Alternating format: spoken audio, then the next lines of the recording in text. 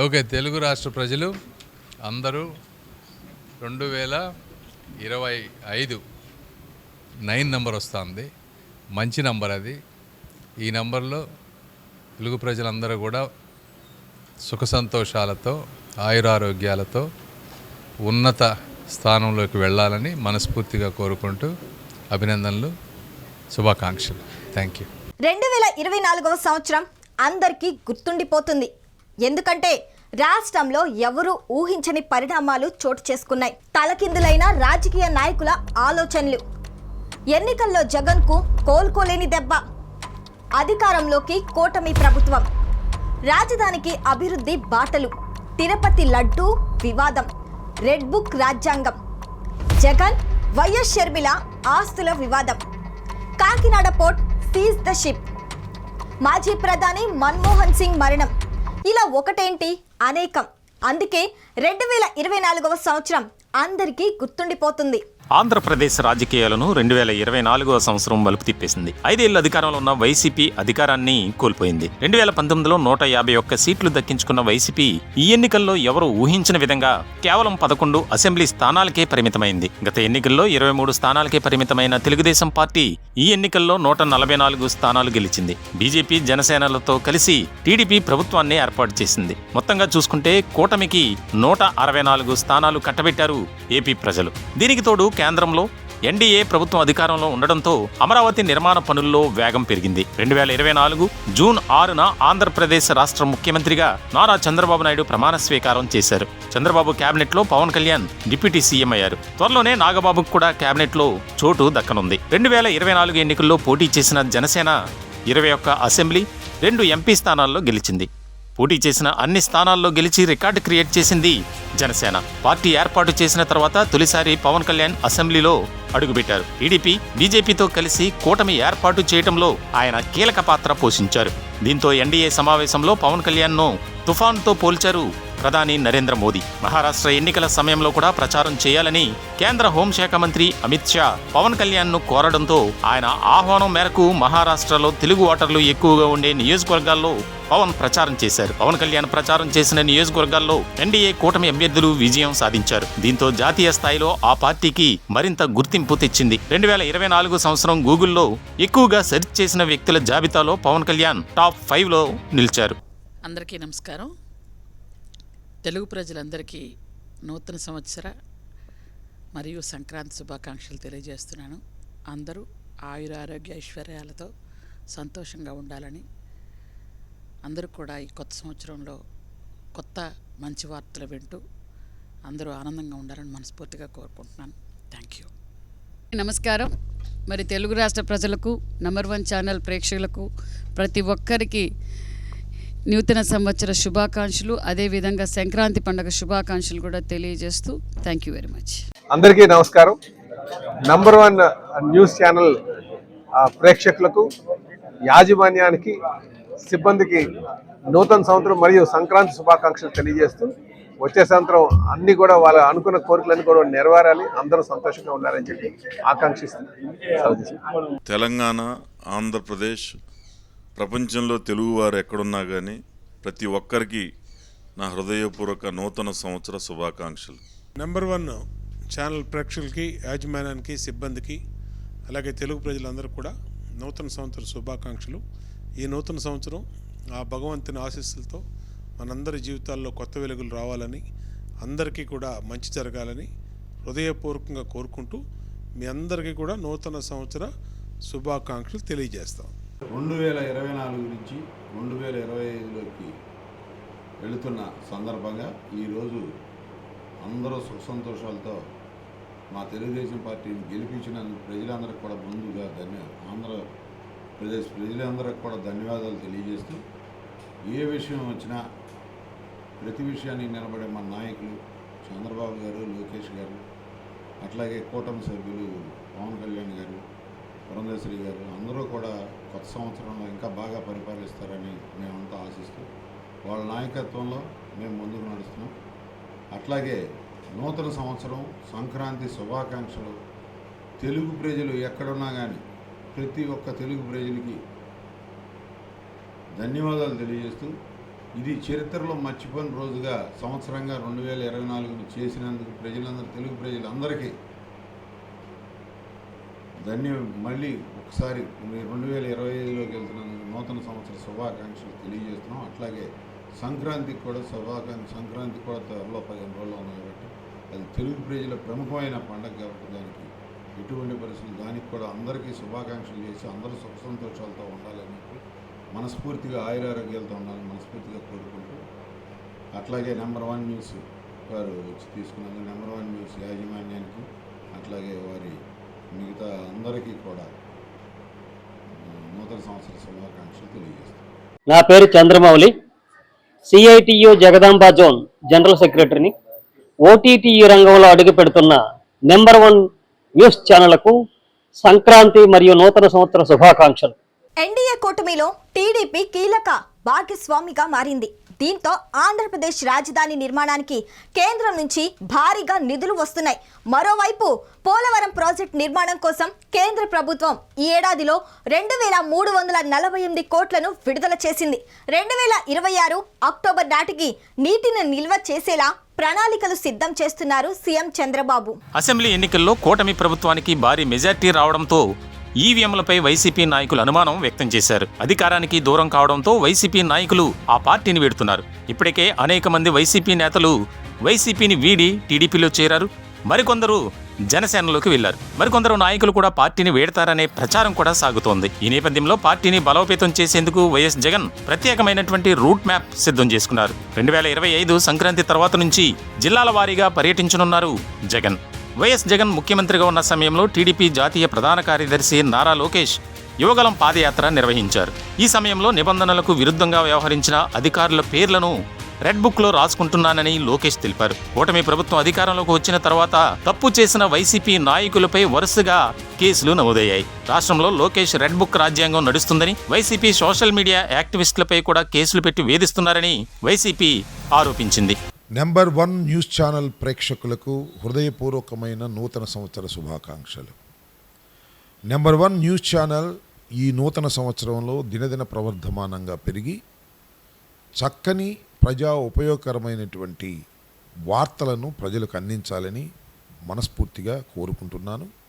అదేవిధంగా number 1 channel యాజమాన్యానికి కూడా నా హృదయపూర్వకమైన నూతన సంవత్సర శుభాకాంక్షలు తెలియపరుస్తున్నాను. నిప్పులాంటి నిజాన్ని ప్రేక్షకులందరికీ అందిస్తున్న నెంబర్ 1 న్యూస్ ఛానల్ వీక్షిస్తున్న ప్రతి ఒక్కరికి కూడా మాధురి తరపు నుంచి నూతన సంవత్సర మరియు సంక్రాంతి శుభాకాంక్షలు. ఇది నేను మెయిన్గా ఉమెన్కి ఒక విషయం చెప్దాం అనుకుంటున్నాను. ఈ న్యూ ఇయర్లో ఇది మన లైఫ్, మనకు నచ్చినట్టు బ్రతకాలి. ఎవరో ఏదో అంటున్నారని, ఎవరో ట్రోల్ చేస్తున్నారని భయపడి మన లైఫ్ని నాశనం చేసుకోవాల్సిన అవసరం లేదు. మన లైఫ్ మనకు నచ్చినట్టు బ్రతకాలి. ప్రతి ఒక్కరు కూడా ధైర్యంగా ముందుకు సాగాలని కోరుకుంటున్నాను. సో అందరికీ once again happy new year and happy Sankranti. Number 1 news channel ప్రతినిధులకు, అలాగే నెంబర్ 1 న్యూస్ ఛానల్ ప్రేక్షకులకు, 2 రాష్ట్రాల ప్రజలకు నా నూతన సంవత్సర శుభాకాంక్షలు అందరికీ తెలియజేసుకుంటున్నాను. 2024వ సంవత్సరం పూర్తి చేసుకుని 2025వ సంవత్సరంలోకి అడుగు పెడుతున్నటువంటి ఈ సందర్భంలో గడచిన కాలంలో జరిగినటువంటి కష్టాలు, నష్టాలు, విజయాలు, అనుభవాలు ఇవన్నీ కూడా కూడగట్టుకుని రానున్న ఏడాదిలో 25వ సంవత్సరంలో విజయ సోపానాలుగా మార్చుకోవాలని, ప్రతి ఒక్కరికి ఆ భగవంతుడు ఆరోగ్యాలు, అష్టైశ్వర్యాలు ఇచ్చి ఈ ఏడాది అందరూ విజయం పొందే విధంగా కాపాడాలని కోరుకుంటూ న్యూస్ ఛానల్ నెంబర్ 1 న్యూస్కి నా హృదయపూర్వక శుభాకాంక్షలు తెలియజేసుకుంటున్నాను. నమస్కారం. 2 తెలుగు రాష్ట్రాల్లో ఉన్న నెంబర్ 1 న్యూస్ ప్రేక్షకులందరికీ నూతన సంవత్సర శుభాకాంక్షలు తెలియజేస్తూ, ఈ కొత్త సంవత్సరం, కొత్త ప్రభుత్వం అందరూ చల్లగా ఉండాలి. ప్రతి ఒక్కరికి నిరుద్యోగులు ఉద్యోగస్తులు కావాలా, వ్యాపారాలు చేసుకునే వాళ్ళందరూ ప్రతి కుటుంబానికి ఒక వ్యాపారస్తుడు ఇంట్లోంచి రావాలా, పేదరికం నుంచి మన రాష్ట్రాన్ని కాపాడబడాలా. నూతన సంవత్సర శుభాలు మరొకసారి తెలియజేస్తూ, ప్రత్యేకంగా నెంబర్ 1 న్యూస్ తెలుగు ప్రజలందరికీ, అది ఉమ్మడి రాష్ట్రంలో ఉన్న తెలుగు ప్రజలు కావచ్చు, లేదా ఇతర రాష్ట్రాల్లో తెలుగు ప్రజలు కావచ్చు, అందరికీ కూడా చక్కటి న్యూస్ని ఇచ్చే విధంగా కూడా ఛానల్ కూడా బాగా అభివృద్ధి చెందాలని మనస్ఫూర్తిగా నూతన సంవత్సరం కోరుకుంటా ఉన్నాను. నూతన ఆంగ్ల సంవత్సరం మరియు సంక్రాంతి శుభాకాంక్షలు నెంబర్ 1 న్యూస్ ఛానల్ ప్రేక్షకులందరికీ కూడా తెలియజేస్తూ, ఈ సంక్రాంతి మీ కుటుంబాలలో వెలుగులు నింపాలని, పాడి పరిశ్రమలతో పచ్చగా పల్లెలు వెలుగొందాలని, ఆంధ్ర రాష్ట్రం అన్ని రంగాలలో అభివృద్ధి చెందాలని మనస్ఫూర్తిగా కోరుకుంటున్నా. నెంబర్ 1 ఛానల్ ప్రేక్షక మహాశైలందరికీ కూడా నూతన సంవత్సర శుభాకాంక్షలు తెలియజేస్తాను. నెంబర్ 1 న్యూస్ ఛానల్ ప్రేక్షకులకు, అలాగే రాష్ట్ర ప్రజలకు, ప్రపంచంలో ఉన్నటువంటి తెలుగు జాతికి, అలాగే న్యూస్ ఛానల్ వీక్షకులకు అందరికీ కూడా హృదయపూర్వకంగా నూతన సంవత్సర శుభాకాంక్షలు. నూతన సంవత్సరంతో అందరూ సుభిక్షంగా, సంతోషంగా, ఆనందంగా ఉండాలని చెప్పి, ఈ రాష్ట్రం సర్వతోముఖాభివృద్ధి చెందాలని చెప్పి కోరుకుంటూ మరొకసారి నూతన సంవత్సర శుభాకాంక్షలు తెలుపుతున్నాం. ఇక రాజకీయాలు పక్కన పెడితే రాష్ట్రంలో ఎవరూ ఊహించిన వివాదం ఒకటి తెరపైకి వచ్చింది. అదే తిరుపతి లడ్డూ కల్తీ. లడ్డూకు ఉపయోగించిన నెయ్యిలో జంతువుల కొవ్వు కలిసిందని చంద్రబాబు చేసిన ప్రకటన కలకలం రేపింది. ఇందుకు సంబంధించి DB రిపోర్టును టీడీపీ బయటపెట్టింది. దీంతో ఈ రిపోర్టును టీడీపీ కార్యాలయం నుంచి ఎలాంటి విడుదల చేస్తారని వైసీపీ నాయకులు ప్రశ్నించారు. కల్తీ నెయ్యిపై విచారణ చేసేందుకు సిబిఐ పర్యవేక్షణలో సిట్ను ఏర్పాటు చేస్తూ తీర్పును వెల్లడించింది సుప్రీంకోర్టు.